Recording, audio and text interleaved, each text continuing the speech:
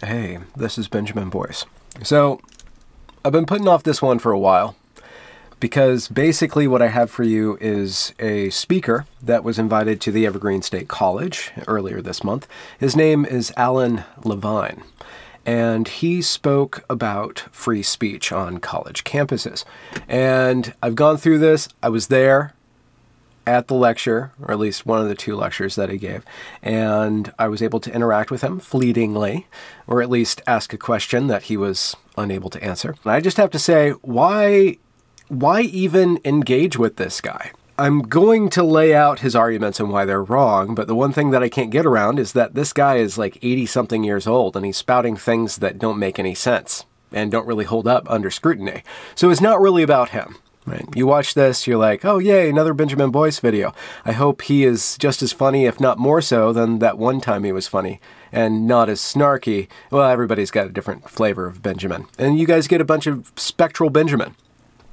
But this one, I'm going to try to keep it entertaining, going to try to keep it direct and rational, but the bulk of it is going to be this old geezer. And why is it important? Why is he valuable? Well, he's a part of this running lecture series called Community Forward. And as you might notice, or like at least I've noticed, is that it's only one viewpoint, the very regressive, progressive viewpoint that is promulgated at every single one of these things. So this goes to show you that Evergreen not only hasn't learned anything, but is still doing everything they can to justify and excuse themselves for what happened last year. One additional note. FIRE, Foundation for Individual Rights in Education, they released their 10 worst colleges for free speech of 2018.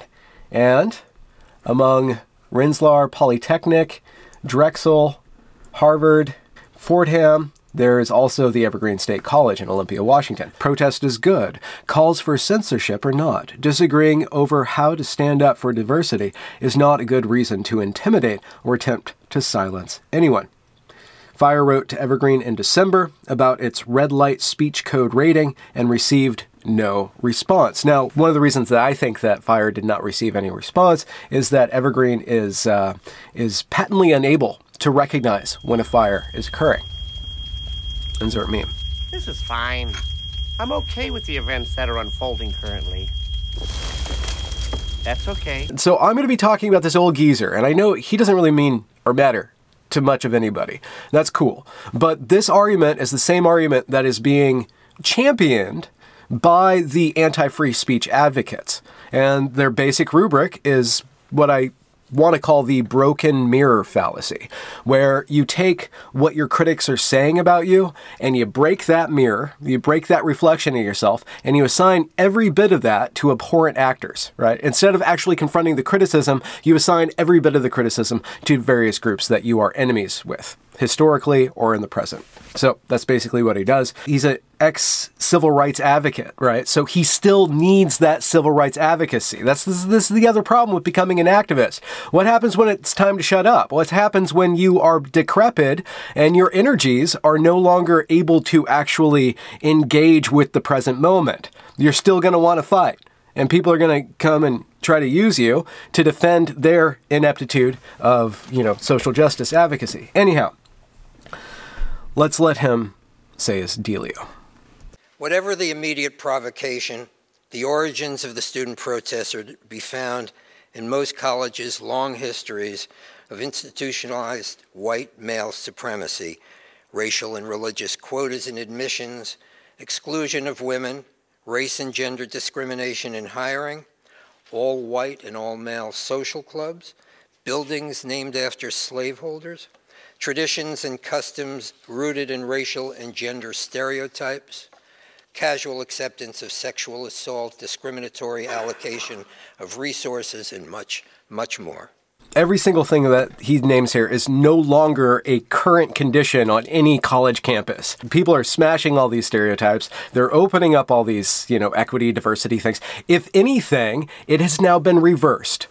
Now it's reverse discrimination. Now black people get a room, Latino people get a room, gay people get a room, everybody gets a room except for the white male, because apparently, subconsciously, the white male owns everything. But anyway, so he's stuck in the past. So his whole argument hinges on the assumption that things are just as bad now as they were back then. We still need to be radical. We still need to change. To continue. Student protesters at most of the colleges have promulgated a series of demands seeking to undo those schools' legacy of white supremacy. The demands are far-reaching. Increase recruitment of faculty and students of color, cultural competency, training for staff and faculty. Everybody's going to have to be taking these cultural competency courses, but the only thing that I've seen or come across is basically telling white people how to change their behavior. And it's not a 360. It really rarely seems like a 360 cultural competency training. The people who are loud, abrasive, obnoxious, and want results right now, i.e. the Evergreen protesters, they are the ones who need to be adapted to.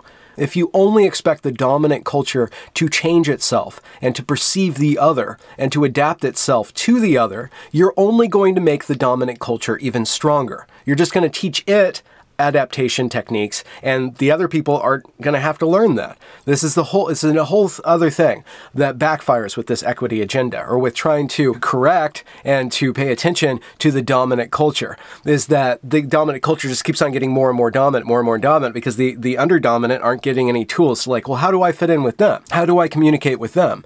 If it was 360, it would work, but so far all I've seen is that cultural competency basically means that the normie white people need to change their behavior to accommodate the underprivileged or the underserved people. So, and an overhaul of curricula to reflect the fact, in the words of the Princeton students, that learning about marginalized groups, their cultures and structures of privilege is just as important as any science or quantitative reasoning course. Okay, here's my problem with that whole construct. The fact that studying culture is just as important as quantitative reasoning. Well, where does the idea of fact come from? Fact is most cemented in quantitative reasoning. Fact is the benchmark of empirical science and of logic, right? So what he's doing is taking the word fact out of the system from which it belongs and trying to retain the power of the word fact and then use that power to substantiate this claim that's not a fact. Secondly, it's the same rhetorical maneuver that is used, and he's going to use it, and it's used all over the place, when people use the word white supremacy or the term white supremacy and apply white supremacy to all of Western culture. So what they do when they do that is they try to take the potency of white supremacy as it is enacted by actual white supremacists, right? The KKK and the Nazis, right? They try to take that negative association that white supremacy has and then use the power of that negative association to empower their critique of white culture or of Western culture completely. So what they're doing is they are using the potency of certain terms, but then taking those terms out of context and trying to retain the potency of those terms outside of that context. And it doesn't work like that. You have to create a whole new context for the word if you start applying it to something else, just like racism. And I kind of understand what people mean when they say that racism is power plus privilege, but when they use the word racism in that new context, it has to actually shed all of its past associations and come up with an entire new set of associations. But they don't actually want to do that with racism, with white supremacy, with the word fact. They want to retain the potency of the entire network, but then use that as a rhetorical maneuver to gain power or privilege or precedent over the new conversation. Issues of racism and misogyny underlay all of those controversies, but those issues were ignored. Instead, students were being mocked for their hypersensitivity. It is not about creating an intellectual space. It is not. Do you understand that? It's about creating a home here. And called snowflakes and thugs. Students were said to be intolerant of dissenting views. Liberalism is white supremacy. Revolution will not uphold the Constitution. One headline said it all. The battle against hate speech on college campuses gives rise to a generation that hates speech. So here I have a chart, right? that says, or it's like some sort of data thing from World Values Surveys. Waves 3 to 6 are 1995 to 2014. So the question is, and what this graph is showing us, is the change of attitudes that is occurring over generations. So it was taken in 2014, and the question was, having a democratic political system is a bad or very bad way to run this country. So people over 65, less than 5% in Europe, and around 12% in the United States. People 45 to 64, you go up, you go up, you go up, 25 to 34. There's this huge gap between people who are my age and then people who are just younger than me, so my younger brother. And then the kids who are in college right now, you're almost at 25% of those polled saying that having a democratic political system is a bad or very bad way to run this country. Now, this question is not about free speech or hate speech, but I think that you can probably superimpose over this, not just a democratic political system, but the entire set of Enlightenment values are kind of slowly changing and slowly developing in a negative way. From somebody from my view. But that's just circumstantial data, and I'm sure that you can critique me for doing that ineptly. Let's get back to Levine. Speaking of ineptitude. Not surprisingly, what the media have not written about was the reasons for the students' demands. So the attacks have been on the students themselves, oversensitive, intolerant, and anti-intellectual. Right now we are trying to learn. We're the freshman students. Wait till I. Not a teaching station. Not a teaching station. Our space. Wait. When it's 9 o'clock. Wait, no. I don't want to hear it. These young women are the most petulant group of any of the groups that I've researched in this thing. This is a whole other story itself. It's really hard to even do a story about them because I would just be sitting here mocking them the entire time for being absolutely petulant and absolutely, I'm black, give me power. I'm black, give me power. I'm black, give me power. That's basically all they do. So good luck with them finding a job. Well, they are going to find a job, and that job is going to be political activism. So you'll probably be seeing those girls around a whole lot more in the future. Back to Levine. I take the right of free speech and the First Amendment, which protects it, very seriously. And nothing I say today should be interpreted otherwise. The right to say things that offend one official or another is a central principle of liberty. I will resist, both as a lawyer and as an activist, any attempt by the government to punish people because what they say is considered by some people to be offensive. I said by the government. And that is central. I want to point out one little thing. He said he doesn't want the government controlling the speech that some people find offensive. So the question is, who gets to decide who those people are? Not just who gets to enforce what people find offensive, but actually who gets to control speech based on what they think is offensive. And that's the question. Who gets to decide? Well, he gets to decide. The students' actions caused no constitutional violation. They were private individuals, not the government. Why is that important? Because in our daily lives, decisions are routinely made to curb speech in one way or another, and the First Amendment is not violated. In fact, many would consider it a moral obligation to interfere with particularly hateful speech. There's this guy named Marcuse who's part of the Frankfurt School, who's one of the founders of critical theory. And in his essay, Repressive Tolerance, not regressive tolerance, but repressive tolerance, Marcuse argues that in a democracy that is tolerant, there will automatically, over time, be a group that is the majority. And the majority will automatically be intolerant of the minority. And so Marcuse argues that what we need to do is weight the minority, is to curb the tolerance toward the majority in order for the minority to have more and more voice, to equalize the playing field. If your statistical group has been historically wronged, you get more power in the present to enact your will, right? And the problem with that is that that chooses who gets to decide what everybody else can do, not based on competency, but based on this statistical calculation. of like who gets more power now because of they're on the out group and they're on the other out group. And that decreases the ability for ideas to be actually tested. And it also decreases the ability of those who are offended to examine why they are having this emotional reaction to this stuff and to somehow figure out how, well, is my emotional reaction like actually benefiting me? Is it actually benefiting society? No, you shut down that whole process of growth when you automatically say, well, we have the moral high ground here. We don't have the intellectual high ground. No, we don't have the rhetorical high ground because Milo Yiannopoulos would just trounce me if I went toe-to-toe with him, so we'll just shut him down. Instead of actually engaging, we'll just shut everybody down. What we should be doing is not looking at the statistical advantages or disadvantages of any given group. We should evaluate the arguments. We should evaluate what speech is good and what speech is bad, and not to curb what we find offensive and not to shut down the arguments that we don't like, but mount a convincing argument against that which is being argued. If you find something offensive, the onus is on you to defend and to specify exactly how that idea is offensive.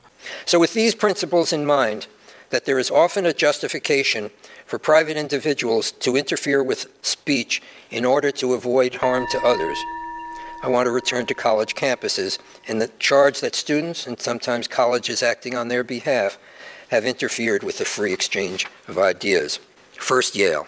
Up until the 1980s, students at another residential college still referred to a portion of its courtyard as the slave quarter and advertised for a bring a slave party. Notice, again, that he's talking about the 1980s, right? Something like that doesn't happen anymore. All these things that they're complaining about, that the regressive left is complaining about, is already naturally decreasing. Like poverty, discrimination, open acts of racism, homophobia, transphobia, all this stuff is naturally decreasing because people don't have time and energy to be bigots anymore, except for these people. What is the dictionary definition of a bigot? Is somebody who's unable to interact honestly with any idea that disagrees with their set of values. So the people who are screaming bigot the most are the most bigoted people. QED. One woman of color charges that she was turned away recently from a campus party because she was told it was for white women. There was an investigation by Yale into that incident where somebody at a party heard another person at a party say, white girls only. Because the party was full, there was already people of color. There was already people who were not white that were invited in, but the house was full, and then the frat boys drunkenly said that they only want more white girls in there, which, you know, it's an offensive act. But that act spirals into this whole huge outburst of emotionality, which is great. Young people want to be emotional. They want to be passionate about something. But why are these institutions not like actually saying, let's slow down, let's look at this? They aren't doing that. They're catering to the students, probably for financial reasons, because it's the administration and it's the student life groups that are promulgating this, we are here to serve you. You're not here to grow, we're here to coddle you. We're here to give you Play-Doh. We're here to shut down people that you don't like, right? That's the trend. That's the trend because it's business. It's a business calculation. Probably something with liability too. And another speaks in an interview of routine racial slights, a friend's suggestion that she might be prettier if her hair were straight, questions about the role of affirmative action in her admission to Yale, a physics professor's suggestion that she might be more comfortable in an easier class.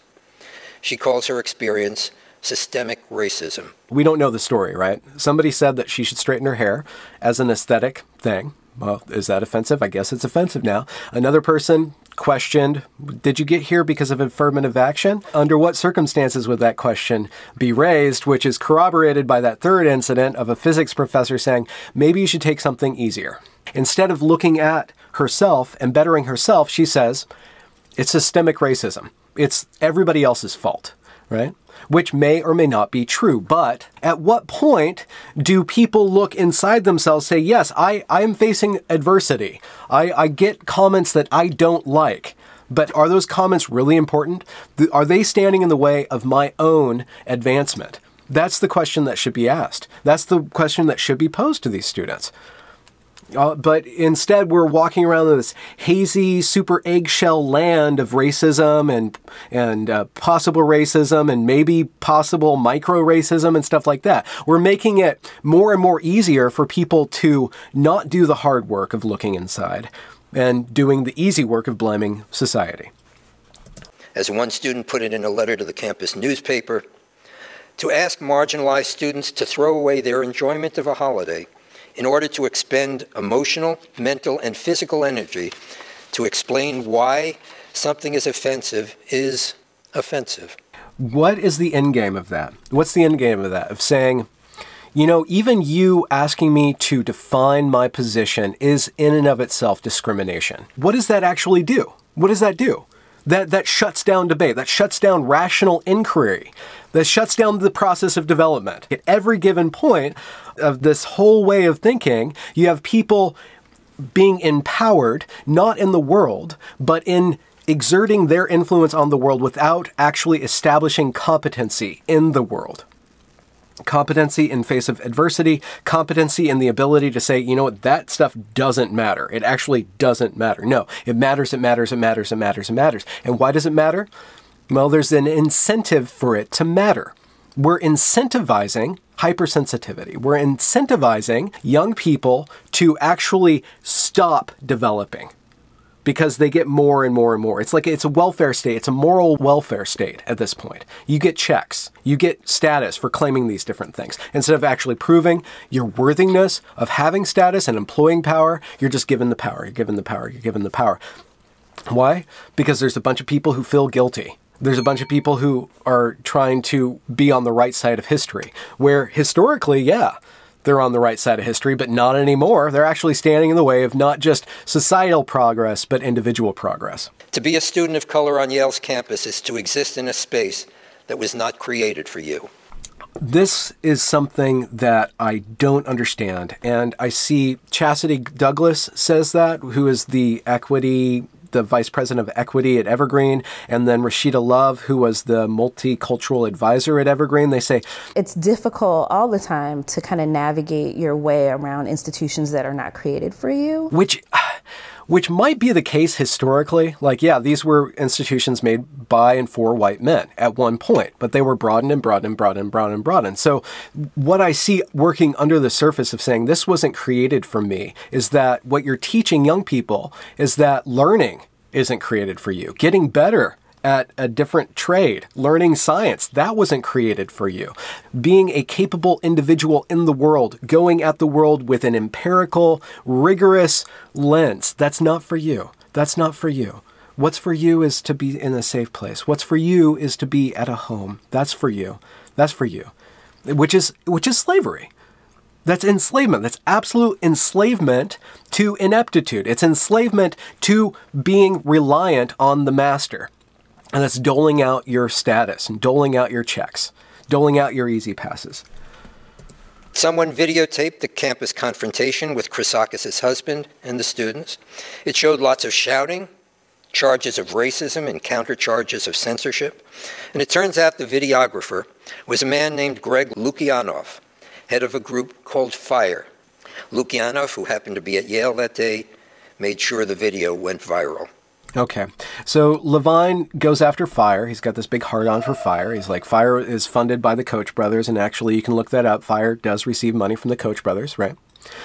His whole argument based on the fact that free speech is now something that the right is using to defeat the left, right? Which it's infuriating for me because, like, now I'm alt-right for even just wanting to talk. I'm being offensive. I'm basically a Nazi now. I'm a white supremacist because I think we should talk things through. But that aside, the thing that totally shows me that this guy is like, he's a dinosaur is that he said that this guy from FIRE made sure the video went viral.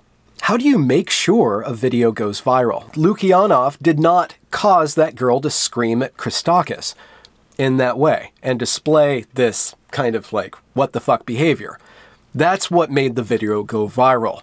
And that's another thing about a lot of these colleges and these hyper-regressive college teachers like Rambukkana and Pemlot. But this is like neutrally playing a speech by Hitler or Milo Yiannopoulos from Gamergate. And Naima Lowe, 2 options: go inside, go home. that media studies teacher at Mizzou. Hey, who wants to help me get this reporter out of here? I need some muscle over here. They blame it on, you know, like the right-wing media, not understanding that there's this thing called Facebook. There's this thing called YouTube. There's this thing that is sharing information constantly, very rapidly. And people's attention is going to be brought upon something that is standing out. We're always going to be looking at the car crashes. They're engineering the car crash, and then they get a bunch of bad press because they allowed this car crash to happen, and they somehow think that the car crash is the fault of the news cameras, right? They want to blame all the blood on the floor on the camera that's shining a light on the blood on the floor, not on all the hydraulics and the physics that caused that car crash to happen. Yale's costume policy was not adopted to restrict the expression of, quote, upsetting opinions, but because, as several of the college's departments understood and as the president eventually acknowledged, Yale had become a profoundly difficult place for students of color. Profoundly difficult. Profoundly difficult. And how do you ease that profound difficulty? There's 2 ways to ease this profound difficulty. One is to teach the students to not find certain things profoundly difficult, or 2 is to remove that profound difficulty. To remove that profound difficulty. It's much easier and safer to protect the students than it is to say, you know what, you need to buck up. You need to buck up, right? But overall, telling them to buck up is actually going to be much better for them when they get outside of this safe little bubble that you're protecting them for a very pricey price. A place, according to a student, in which she experienced systemic racism. Place, according to a student, where she experienced systemic racism. Systemic racism, of course, inflicts real harm. How could it be otherwise? In some small way, the costume policy mitigated that harm. It helped make Yale a place in which students of color could more effectively live and learn. If the price was that students no longer could express themselves by wearing bigoted costumes, it seems to me a small price. All right. And then he goes on to the Charles Murray incident. Let's see. Who is the enemy? White supremacy! Who is the enemy? White supremacy! Who is the enemy? White supremacy! Cornel West, professor at Princeton University and activist on the left, helped organize a petition signed by numerous academics opposing the students' actions. West makes the classic argument for free speech, and one, by the way, with which I endorse in principle, but I and others don't think it applies here. There are some positions that, after long and serious consideration, resulting in a consensus that they are wholly without merit, are no longer open to serious debate. And there are many, besides me, who reject Professor West's suggestion that the issue of genetic inferiority remains open to debate. I'm going to take a seat and let Glenn Lowry and John McWhorter have this conversation. Again, I don't know enough about this to be more precise, but the idea is that one wants to understand the foundations of human intelligence, and using all available information, including racial differences in intelligence, might be useful.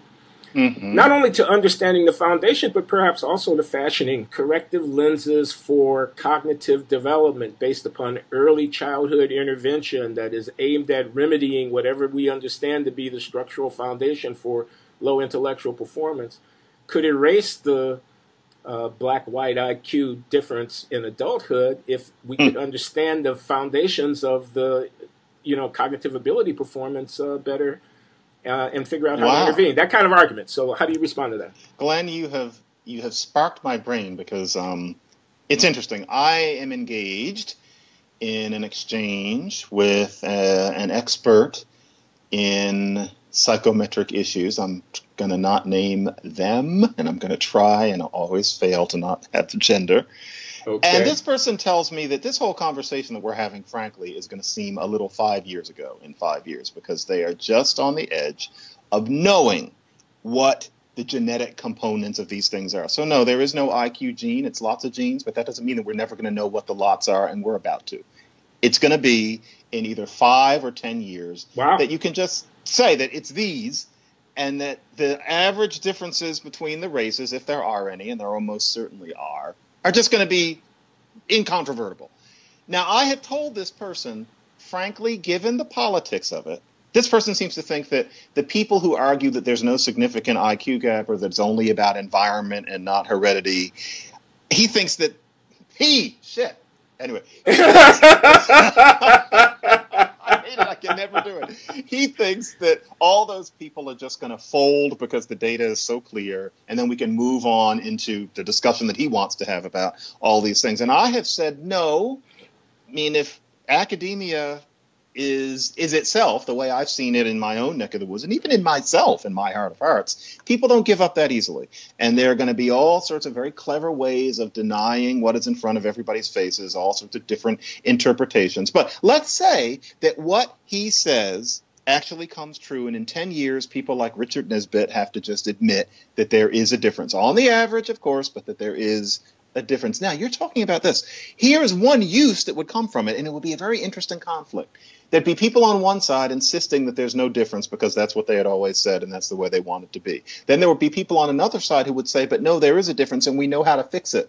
And so, especially with CRISPR and this new gene therapy, we can make it so that everybody has a certain basic IQ from a very early age. We can squirt somebody with something, and there you go. There's going to be, if I were a sci-fi person, this would be a novel. How would you decide between the people at Yale, whatever, who would argue until their dying day that there's no difference and that if you think there is one, you're a racist, and the people from wherever they would be who would say, we've got this serum and this will take care of the whole business? I wonder where people would fall. That's what you're making me think about. All right, let's go to the Q&A now. Let's put the First Amendment aside for a second. It overlaps this issue for almost accidental reasons. On a college campus, the free exchange of ideas is part and parcel of the way progress is made. And so some colleges are public and some are private.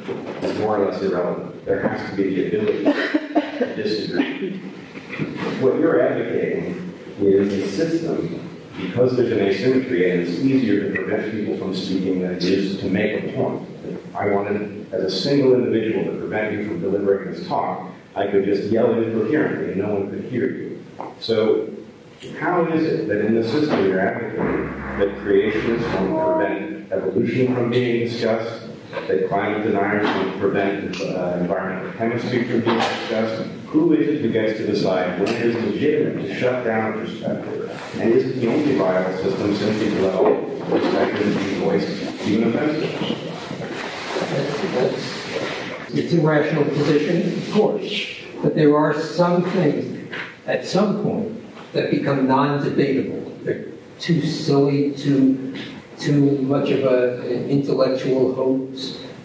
It's academic jargon, boxed in bigotry, and isn't worth debating. But beyond that, it has consequences in real people's lives.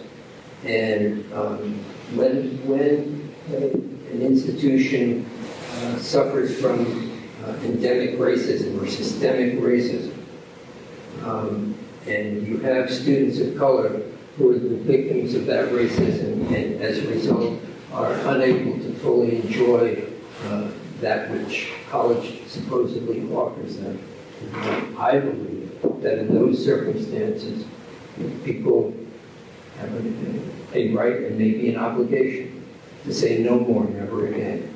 Can you do that as a white man? I don't think so. I don't think you have any credible claim that a speaker who comes there is doing to you what Milo does to transgender people, to gay people, to women. So that's what determines ultimately not the legality of what they do, but the morality. So you're arguing for a system in which the color of one's skin dictates who does have rights. I don't think that's the case at all. I don't think that's the case at all. But having said that, we do have laws and policies in this country that recognize that people of a certain color have suffered in ways that you and I have not. You know that as well as I do. So that that history has consequences for them. And not that it shadows them all the time, but it shadows whites. It dictates to whites the enjoyment of the privileges of white supremacy that people of color have never enjoyed. And as a result, white people not only enjoy privileges, but extract from people of color the consequences of those privileges that they suffer only because of their skin color. So it's not that they have privileges because of their skin color. One could hardly, with a straight face, say that people of color have privileges that white people don't. But it's to recognize that they have had a different experience than people who aren't people of color. And then a bunch of people clapped really, really loudly to shut down that conversation. Unironically. So what he is actually advocating for is a system where the color of one's skin dictates or weights your moral power. Right. And I think that it's very interesting that you have these institutions now that are systematically discriminating based on race, gender, sexuality, etc. As long as you are the dominant group, you are now the subdominant group. So they are exercising the most explicit form of bigotry completely out in the open, and yet they justify it as a reversal of bigotry. They're being bigoted on behalf of a group that they're championing. They are creating a generation of young white men who are systematically denied education, denied a voice, and what are they going to do but go into a corner, gather together, say, these people have said that our identity is wrong, we should defend our identity, and they become white supremacists. They become at least white identitarians, which is the last thing that these people want. So they're actually creating and reinforcing that which naturally is being decreased by just letting people hash it out. If you don't like what Milo says, if you don't like what Ann Coulter says, if you don't like what Charles Murray says, if you don't like what everybody who disagrees with you says. Milo, Ann Coulter, name your bigot. Because you're denying the ability of these students to be anything other than indoctrinated. You're not teaching them actually how to encounter and interact with these difficult ideas, encounter and interact with their difficult emotions. And when they go out into the world, they are not going to be able to actually defend that which you are indoctrinating them in. You're completely shooting yourself in the foot. And furthermore, creating a generation of whiners, a generation of people who think that feelings are central and facts are somehow a conspiracy against us. There was one more question that I asked him, because he refused to tango with Brett on the rational argument and he refused to make a legal argument. I asked him to specify his moral stance. And here you go. I didn't do it that well, but here we go. In history, we have explicit examples of dehumanization that we can point to, and that society, through discussion and through exposure, has said that this is improper. But once we go from physical acts into verbal acts or symbolical acts, I see it as almost too complex to have a system of making explicit what dehumanizes somebody. And how do we enter into an understanding of what dehumanizes each other without the ability to have a conversation about that? That may be too deep and philosophical for me. There aren't rules about morality. I mean, there are principles about morality. And as I said about First Amendment cases, it's all very fact-based. That's why it's so difficult to come up with these codes of conduct. And, when King says we have a moral obligation to violate immoral laws, there's no book we can turn to that talks about what an immoral law is. But in most societies, there's some general agreement about morality or immorality, or maybe there's not. Maybe there's not. But when one acts as King did in a non-violent way to obstruct the enforcement of immoral laws, ultimately history is the judge of that. So in the end, ultimately, he doesn't have a rational argument. He doesn't have a legal argument. All he has is a moral argument. And what I was trying to ask is, how do we enter into a conversation where we quantify these emotions and feelings of systemic racism and these feelings of offendedness? How do we navigate as a society figuring out what is proper and improper if we just automatically shut down anything that we kind of sort of feel is improper and is dehumanizing? And what does that do as a society if we all decide that this is the new puritanical era and we are going to make and enforce these rules that are based on feelings that we are not even able to look at, not even able to debate, to furthermore slander science? What is that going to do? But in the long run, make our country, make our society a very weak, very polarized, very internally combative, and therefore not productive country. So that's that. I know it was a little long, but here's a bunny. If there are others on campus who want to hear Milo's views, they're available. Maybe they won't hear them in person on their campus, but you can go to YouTube, you can go to his own website. It's not hard to hear Milo's point of view. You know, when people act as a matter of conscience, whether it's shutting down Milo or engaging in a sit-in, they don't necessarily have the authority of a majority of their community, whatever that community may be, to do what they're doing. They do it because they think their behavior is morally justified. I think when it comes to shutting down somebody who says the kind of things that Milo says, I think it's morally justified. Obviously, there are some who would disagree.